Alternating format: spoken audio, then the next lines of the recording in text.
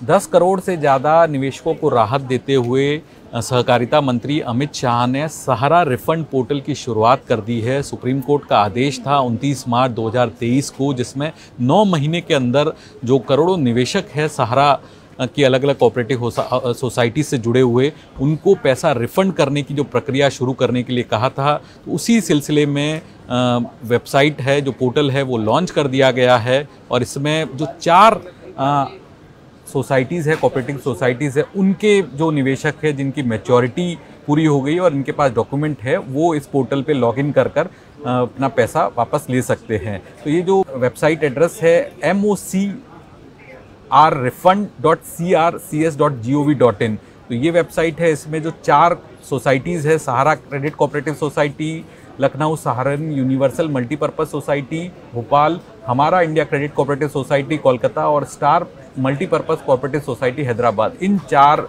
Societies के जो निवेशक है वहाँ लॉगिन कर सकते हैं और लॉगिन के बाद अपनी जो प्रक्रिया है उसको पूरा कर सकते हैं दस्तावेज़ देने की। लॉगिन के लिए जो वेबसाइट पे आपको अलग अलग ऑप्शन दिखेंगे। यहाँ पर आधार के 4 डिजिट जो है, आखिरी के 4 डिजिट आपको डालने हैं और आधार से जुड़ा हुआ जो मोबाइल नंबर सबमिट करने पर OTP आएगा और उस OTP के बाद लॉगिन की प्रक्रिया शुरू हो जाएगी।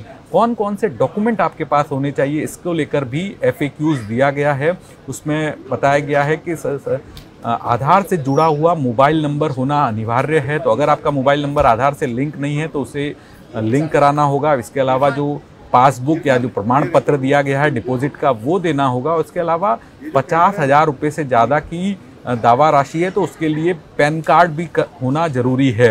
अगर किसी के पास पैन कार्ड नहीं है और उसकी दावा राशि 50,000 से ज़्यादा है तो उसे पैन कार्ड का जो डिटेल है वो देना अनिवार्य होगा, यानी आपको अपना पैन कार्ड बनाना होगा। इसके अलावा तमाम जो FAQs है वो दिए गए, जिसमें ये भी बताया गया कि आधार से जुड़ा मोबाइल नंबर और बैंक खाता अनिवार्य है। तो ये मैंडेटरी किया गया है सरकार के द्वारा कि आपका जो आधार नंबर है वो मोबाइल से लिंक होना चाहिए, वही आपका बैंक अकाउंट से लिंक होना चाहिए।